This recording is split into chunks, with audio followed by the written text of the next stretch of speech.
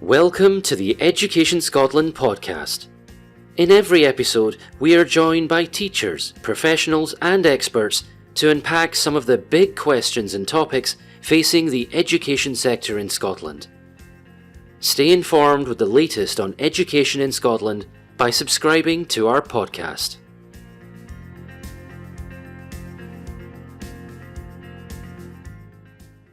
Hello and welcome to a podcast episode on the power of presence, why attending school matters, the role of education in today's society. I'm Callum McFarlane, a team advisor for Glasgow City. Today I'm welcomed by colleagues from the NHS in Glasgow City. Barry, if you'd like to introduce yourself first, please. Yeah, hi, I'm Barry Simon, Principal Education Psychologist with Glasgow City Council. Ruth Guile, Roswell Academy.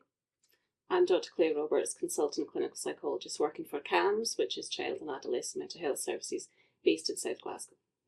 And I'm Laura Davidson, the Head Teacher at Wallacewell Primary School in Glasgow. Thank you and welcome. Today we will dive into the importance of school attendance and how it impacts on a child's future.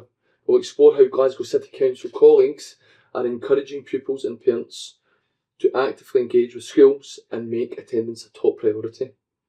From innovative strategies to community involvement, we'll discuss why showing up matters, not just for grades, but for a child's overall growth, well-being and future success in an ever-growing world. Barry, I'd like to come to you first. What is your feeling around about why attendance matters and how are we trying to do so in Glasgow City Council? Thanks, Callum. Let me start off by my viewpoint as a parent of two girls. And I think as a parent, you always want to do the best for your child. You want to make sure they're safe and they're the best opportunities in life. And I think in the education system we have in this country, you'd have to ask the question, why are we not accessing education? Why are we not accessing school? So that's from a personal perspective. From a psychologist's point of view, all the evidence shows the significant benefits to a young person's development by accessing school. We can look at it in terms of achieving exams, qualifications, what you would refer to as attainment, but it's much more than that. It's about normal development of a child. That opportunity to interact with other people. When we are social animals, and being able to interact on a daily basis with other people is essential for normal development. I'm quite sure we'll touch on that later around positive mental health. But if we really look at the benefits, it is essential that young people have opportunities to interact and also to experience things. And that's what schools really do well. So for me, there is so much, and I'd have to ask the question, and we understand why there are challenges, but the benefits really outweigh the difficulties. And we really need to be trying to support parents and carers in promoting their child attendance at school. Yeah, and it's fantastic. Today we've got two colleagues here from schools. In terms of your perspective, I don't know how you feel based on what Barry said. I would agree with what Barry's saying. I think, from a parent's perspective, your goal is to get it right for your child, and at school level it's our goal to get it right for all the children that we work with and serve, and we know that attending school, engaging with school and engaging in education helps us to achieve that. Mm-hmm. See, really dig deep in this though, in terms of the parents who perhaps don't have that view, or for children who don't perhaps see it that way. How are we as a city, as an education system, really reaching out to those particular parents to show them that perhaps around about perceptions and misconceptions around about what education is? I think for me, it's about relationships and building relationships with families, helping them to understand the benefits of school, the benefits of education, being really transparent with families about what that looks like, but also building those relationships with families, that open door policy, so families can come in and speak to us if they're struggling or they're having difficulties, and there's no judgment there. We work together, we work in partnership, and we want families to feel that they can come and speak to us, and if we can access supports or we can support them in any way, we will do, because ultimately the goal is the same across the board, to get it right for the children. Yeah, and from a secondary perspective? Yes, I agree with everything that you've said, Laura, there. And I think for me, it's about building trust with families. And to do that and building that relationship can take time. And it happens as early on as the primary transition from primary to secondary, and to continue to build those relationships, strengthen those relationships, know the young people that and children that we're working with really, really well, know what the concerns of families are in terms of attendance and engagement, and actually just it's a partnership. And for me, I think it's about building trust, excellent relationships, and partnership working. I'm conscious that you've sat quietly. Is there any, from your perspective, what's your thoughts? I think working in CAMS and NHS, I've heard lots of fantastic examples where schools have supported parents, and that's been very much appreciated by parents and carers. Unfortunately, I've also heard many parents and carers feel that they're unsure what the school can offer. They're maybe unsure if information's been passed from primary to secondary. So I guess one of our main aims today would be to try to help parents and carers understand that they should always try to feel able to trust their school. And it may be, for somebody like me, I sometimes work as a mediator, so I might speak to schools on parents or carers' behalfs with their consent and consent of the young person. I guess I've seen examples across the whole spectrum where things have worked really well and schools have managed to support young people to attend school if that's what the goal that they're working towards, and also to support education and ensure the children reach their potential. But I guess maybe more parents and carers need to understand that the school's interested in the child's well-being, that it's no longer just about learning and entertainment, but actually emotional and mental well-being is the priority from the school as well. That I think there maybe are families who don't appreciate that, and it would be helpful for them to know that more.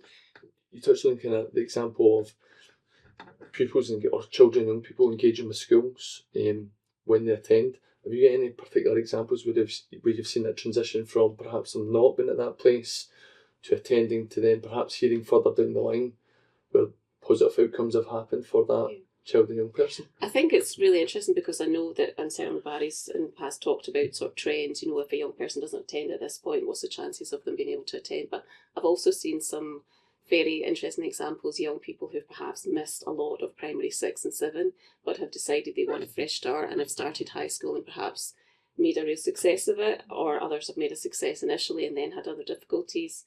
Often children think about, should I change schools, should I have a fresh start, and sometimes that's very successful, other times it's not. But I think the kind of power of individual difference and trying to really think about what a young person wants, and I think we can all say to young people, these are the things we can offer you, but they have to make the choice. For example, many families think if a young person's been off for a period with mental health difficulties, it'd be better if they went back on a staggered basis, a few hours the first day, or just a part-time timetable.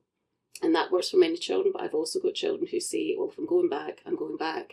I'm going on a Monday, first thing, and I'm going to do the full week, even though I've been off for 3 months, 6 months with difficulties with an eating disorder or depression. So I think it's important that we all keep a really open mind. But I have seen successes where young people have had really significant mental health difficulties such as OCD or anorexia and have missed a large period of school but have managed to go back because they felt held and heard by the school even though they weren't attending. And schools and personnel are really good at keeping in contact with Do you think that's one of the keys you mentioned there about how a child and young person feels, how they feel, the sense of belonging? Absolutely. They're cared for, that they're listened to. I've had young people who've had huge difficulties attending the school building, but perhaps the family, older siblings have gone to that school, or even the parents have gone to that school, and some of the staff are still there. So this often the parents and carers feel very much a sense of belonging. So I think it's about a school being part of a community. Obviously there's other people who have moved into our community and might not have those relationships, but I think people feeling held, heard, that school are still interested in them even though they're not attending, I think it's really important. So you touched on another good point around about that sense of community, belonging, in terms of the school's not perhaps just the school building, it's and also not those who are contained within it. It's actually about our partners like yourself who are involved in that process to, again, help them feel belong. Probably that culture, culturally we're doing that with our communities. Fantastic. But I'm conscious in Glasgow this week alone, as we've launched a new campaign of what Glasgow's trying to do to help promote attendance. I don't know if you want to say a few points around about that. And so there's a media campaign that's running for 6 weeks on Radio Clyde and also in various newspapers with a very clear message, and there's a toolkit has gone out to schools. And I think we have to understand the kind of narrative, the story about how problems occur, because you just don't suddenly become a non-attender. It's a kind of almost a pathway, and there are exceptions to that where somebody can be really ill and they're off school. But when you start to really look at the data, it starts off by a gradual drop off, the odd half day here, the odd day here, and we talk about percentages, and I think percentages confuses people because we talk about 95% attendance and 90% attendance. And you immediately think, oh, that's pretty good because, in an exam, 90% is very, very good. Yeah. Let's refocus on that. So 90% attendance is basically 21 days a year not attending school. 21 days. And then, when you get down to 80% attendance, that's 40 days. That's almost a month and a half of non-attendance. So when you really focus on the kind of patterns, every day is essential. And that's what the message coming out from the media campaign is saying, that the Monday morning, the Friday afternoon, the day before the school holidays, which is traditionally, if you look at the data across Scotland, the drop-off rates before Christmas. And we all joke about it because, people say, oh, it's this holiday coming up, don't worry, we'll be watching videos or whatever. Mm. But if you take, 1,000 pupils with that half day, that immediately drops your numbers down hugely. But it also starts to create problems for that young person. Particularly we see in adolescents now in secondary schools, young people who are anxious through post-COVID, again, a normal part of development is anxiety. So they'll probably say in the Monday morning, I don't want to go to school, I'm not feeling very well. And the parent will say, well, okay, that's fine. But you're immediately increasing the problem because they've already missed the day at school, particularly at secondary school. If they miss the second day, then you get the challenge of coming back, and that 2 days becomes 3 days, then becomes a week.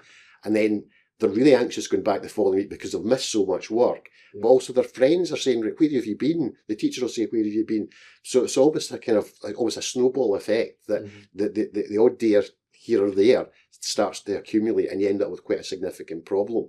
And that's why that the message coming out is every day is essential. Attendance matters every day. If you can get your child into school every day, there will be significant benefits. Yeah, and I suppose touching that point as well, I know there's a lot of research done by Edward Sosu and Marcus Klein around about the impacts of lack of attendance the school has on attainment in particular. I don't know if anyone wants to maybe bring in that from a perspective, but conscious to maybe talk a wee bit more about that, but also you kind of touched on perceptions as well, and maybe around about some standards in society as well, in terms of that one day becomes 2 days, 2 days becomes 3, or that half day then becomes a full day. So I don't know if anyone wants to pick up on that in terms of... Yeah, we have seen a correlation between attendance at school and attainment, and I suppose we've got two ends of the spectrum. We've got where when you look through the lens of additional support needs or mental health just needs that are preventing or are a barrier to learning, we can see that has an impact on some young people, groups of young people, and their attainment. I think that, again, I think it comes back to the data is really important, I think, to look at that, to understand, the importance of attendance. We know through research what that actually means and what it means for young people, what it means for our future society. But it's also about looking at individuals. I think Claire talked about that earlier on, and I suppose I'm going a little bit off topic to come back on it again. Yeah. I think that it's about looking at individuals because it's a complex issue and it's multifaceted. Yeah. It's not linear, and I think that it's about knowing those individual stories and building on that and again back to working with parents and carers in order to encourage young people to engage in education as much as they possibly can to raise attainment. One of the key messages coming out here, what I keep hearing time and time again, is that relationships, the power of relationships, and that being key and critical in that kind of process. But I don't know if you want to say something. I would echo what Ruth's saying there. For some of our children, the attainment gap is attendance or non-school attendance, but it's about drilling down that information further and finding out what the barriers are. It's not just they're not coming to school, it's why are they not coming to school. And I think to touch on something that Claire had said about transparency, we pride ourselves in school on being transparent with families about the supports that we can offer. Well-being is a key area that we focus on with children. We want them to develop, wellbeing skills, health and wellbeing skills that will help them in the future and now. So, we share information with parents about attendance, we share ways in which they can support at home, and we also share that idea of an open door policy for them to come to us for support, and we are transparent about the supports we'll offer for children that maybe are struggling with mental health or any other barriers to attending school. And you brought up some interesting points. I suppose the title of today's podcast was The Power of Presence, why attending school matters, but in particular kind of touching on the point there around about the role of education in today's society. And I don't know, Claire, if you want to come in here with your thoughts around about the purpose of education. In particular, I know we're talking about attendance, but it's actually maybe perhaps a bigger issue than just attendance. If you look at that in isolation, we actually need to look at the bigger picture. I mean, I'm aware that the children that I work with at my job in the NHS is a small sample of the general population. I'm a mum of 2 as well, and have lots of friends who have children, so I've got an awareness of lots of the issues that are going on. But I think certainly I've heard lots of young people talking about, does education only lie in a school building? What about online learning? What about home learning during COVID? And we know that many young people did bounce back after COVID, managed to go back into school, but there was also a reasonably sized sort of subsection that really struggled. And I think it's been hard perhaps for schools to then think about what they are offering in terms of whether the ways of learning and teaching are up to date with the modern world. And many young people have got a really critical eye, which is a good thing in terms of they're not prepared to be told or preached to in the way that perhaps we've talked about what it might be like when we went to school and the messages that we got from our parents. So I think it's interesting to think about what is education, and education isn't just in the school building. And for many young people, it might be thinking about life skills, like such as at age 17 learning to drive or managing to get a part-time job, and the social skills that can come from that. So I think it's important that schools part of the development for teenagers, but I think we need to think about things like our campaigns, because our young people are very aware and switched on, so we need to appeal to them about what we can offer from the school building. I think the curriculum offered though as well in schools is so diverse now, right across from from nursery, primary, secondary, it's the curriculum offer is so varied and so diverse, and we have the luxury of being able to do that in schools because of Curriculum for Excellence. And every school offers different things in different ways to meet the needs of the children they're working with, and every context is different. So, what Ruth might offer in her school is very different to what is on offer in my school, but that is really needs driven based on how well we know the children, and we pride ourselves on knowing our children and families really well. That goes 2 ways though. For us to have that relationship and understanding, we need parents to be working in partnership with us. But I think, for a lot of our children, what we do offer in school can be very bespoke to support them to attend school and engage with school as and when they are ready to engage. It's funny, I've got a funny story for you very quickly around about today. I was on my shirt for coming to the podcast, and I heard through in the bedroom a middle daughter, got 3 daughters, talking to her mum about her anxiety of going to school today. It's an assembly, and she was very aware of, there must have been something that was kind of on her mind, and all Senna needed was kind of cuddle, a wee bit of reassurance from parents in amongst a chaotic environment. It's like trying to get kids out in the morning and yourself. But it was interesting to kind of see her thoughts were, I'm not going to school today, because she had apprehension about going to school for an assembly. Again, just one wee small example, but I suppose the role of the parent in that situation in most cases was to try and be calm and also try and reassure her, and reassure her the right thing to do was to go to school. Things will be okay, it'll be fine. But just one example, as you're talking through a parental example, I'm just thinking today I had one of those examples where... Yeah, and as I was going to say, it's okay for children to feel those uncomfortable feelings. We talk about that in school, there's comfortable and uncomfortable feelings. And that narrative of not feeling anger or upset or anxiety is not something that we encourage in schools. You're allowed to feel uncomfortable feelings, but it's about how you manage that uncomfortable feeling and what strategies are in place to support you. So, not going to school is not going to necessarily take away that anxiety. Well, let's be honest, even doing what we're doing just now in the podcast is an uncomfortable situation for us, and we're having to use coping mechanisms to kind of... And I guess, but I think the thing is, for some young people, missing it's short-term gain though. If you Yes. don't go to school today and you avoid the assembly, will you feel better initially? But what a teenage brain doesn't understand is, Barry was saying, the kind of longer-term impacts. If one day becomes 2, becomes 5, becomes 7 months. One of the things I advocate to parents and carers and young people is about the flexibility, particularly in secondary, because parents may have an idea, well, they have to sit their national fives in 4th year and they have to do hires in 5th year, is to help them understand. I have many young people doing all sorts of exams and all sorts of other levels of courses at all sorts of stages in the upper stages of school, and helping young people understand that whatever potential they have, they still have, even if they've had to have a lot of time off school. I think you're hitting a very good point there in terms of around about the parental understanding of what they call the system we've got offers. So for example, it's not the traditional, you sit an exam, you pass that, you then move on. There's a variety of curricular kind of pathways on offer that schools are very much trying to look at and provide, going back to the curriculum around about that. So I think it's important, again, that goes back to relationships, confidence, transparency, communication between the school and the parents to help alleviate perhaps concerns, or again, if they may not know, is have a kind of open door type system that they're able to kind of There's sometimes a concern as well that flexibility doesn't exist so much in the primary, but it certainly does. I mean, in my own school context, we utilise playful pedagogy right the way through the school, and that looks different in primary 1 and 2 than it does to 3 and 4 and 5, 6 and 7. But it's very active, it's very tactile learning. We've got alternative curriculum offers. We work in partnership with lots of other agencies who come in and work with our children. So we know the children's needs really well, and we then adapt what we do with the children in school so that we're meeting those needs and we're helping them meet those milestones that they need to in terms of their kind of academic progress, their social and emotional progress as well. Fantastic. If you could kind of go back to the anxiety, particularly in teenagers, because I think that's an area that we really need to get our head around, and I think we are getting better about, particularly as teachers.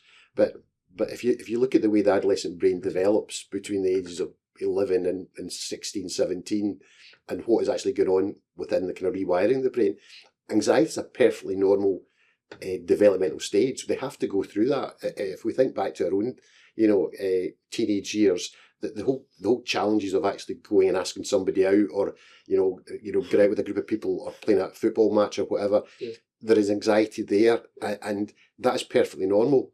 And what we have to do as adults is support the young person through that. The parents, carers, the teachers, we have to help them through that.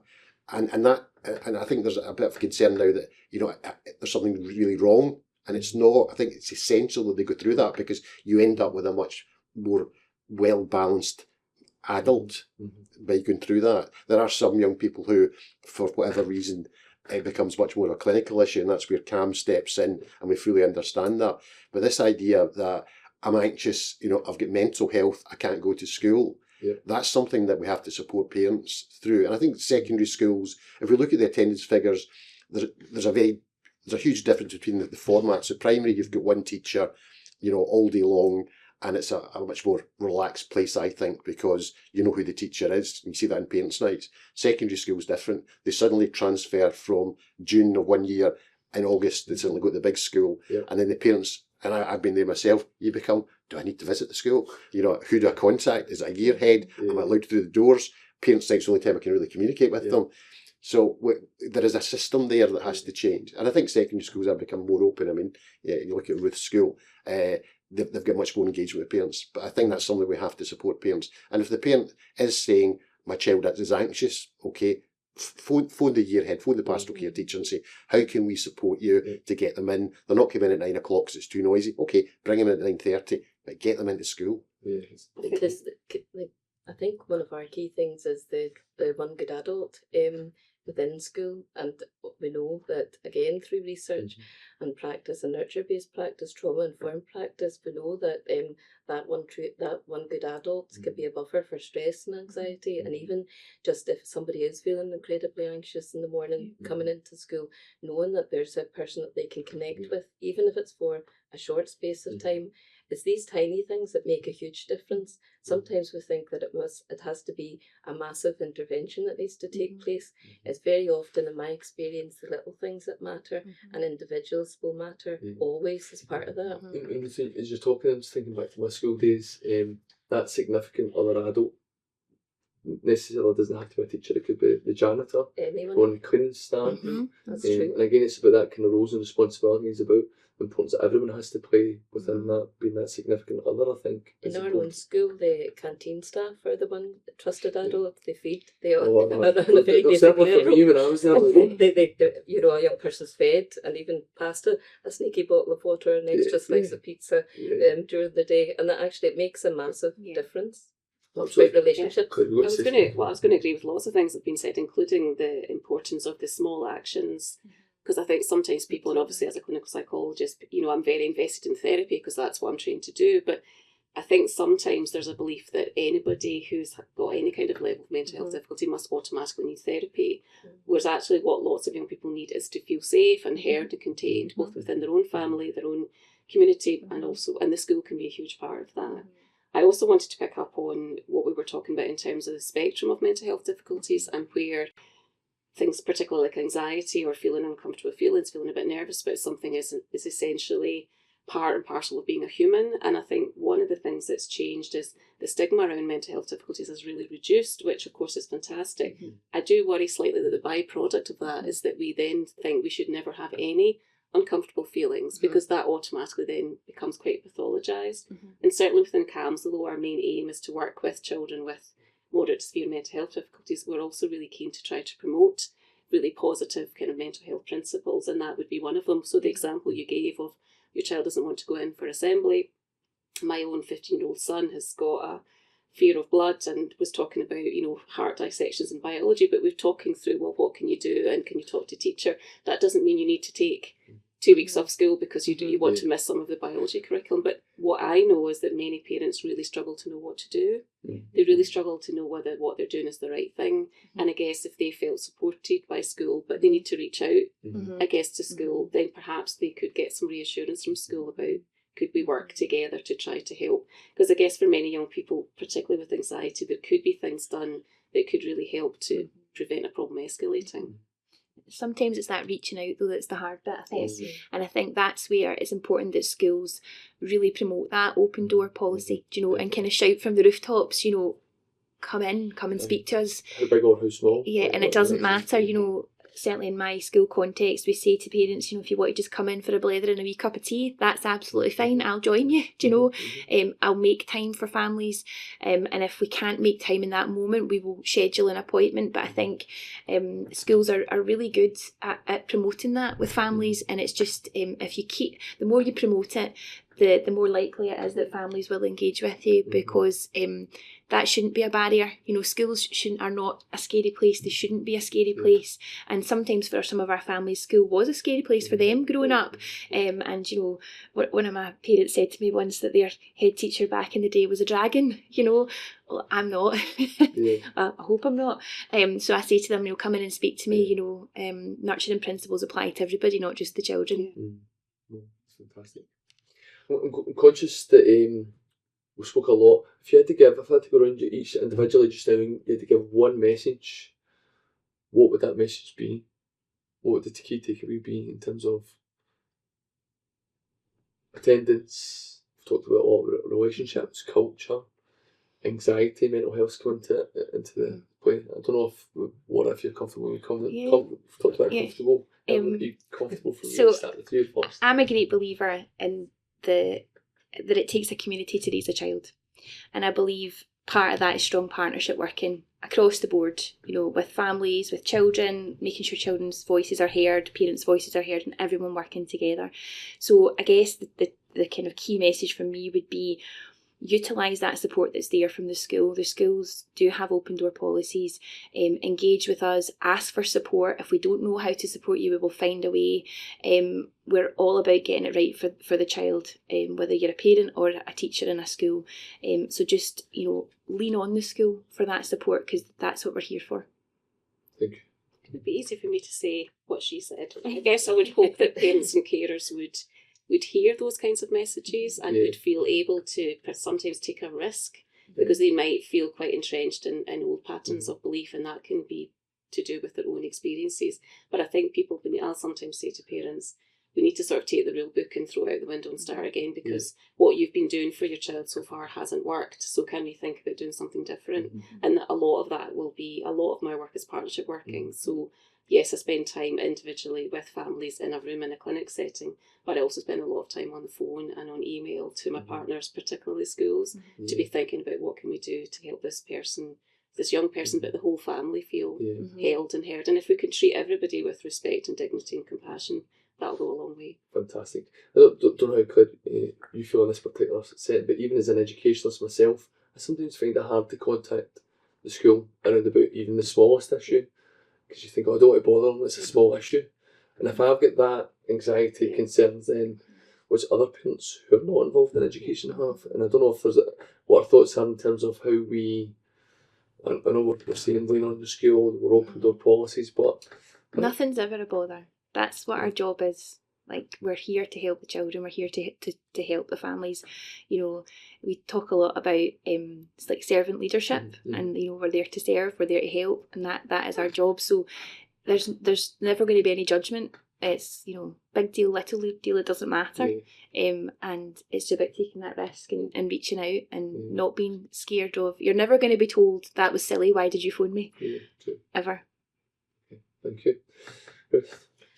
Building community, I think, is more important now than it's ever been before, and it doesn't happen in isolation. It doesn't happen just by accident. It's something that's intentional, it's something that's purposeful, and I think it takes a partnership. And to build that, I've said earlier that we need that's built on relationships built on trust, and I suppose that will always be where I'm coming from in terms of doing that. So that parents need to feel listened to, young people need to feel listened to, and schools need to just work with individuals on planning that supports young people to get the very best out of them, because that's our job. You mentioned the word trust. Yeah.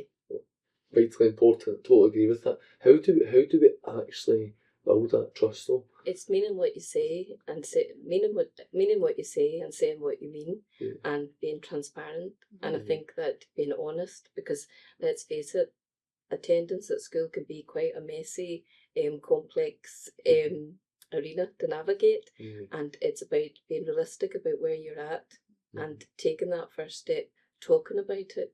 And as Claire had said, you know, like parents and carers and young people being listened to, and that is the first step. And it's not rocket science. It's something that works, because as Barry said earlier, we are social beings, and we're made for interaction with each other. And so the only way it'll work is through that interaction, attunement, and building strong relationships. And that's what it means for me. Well, thank you. Barry? Typical comes away last.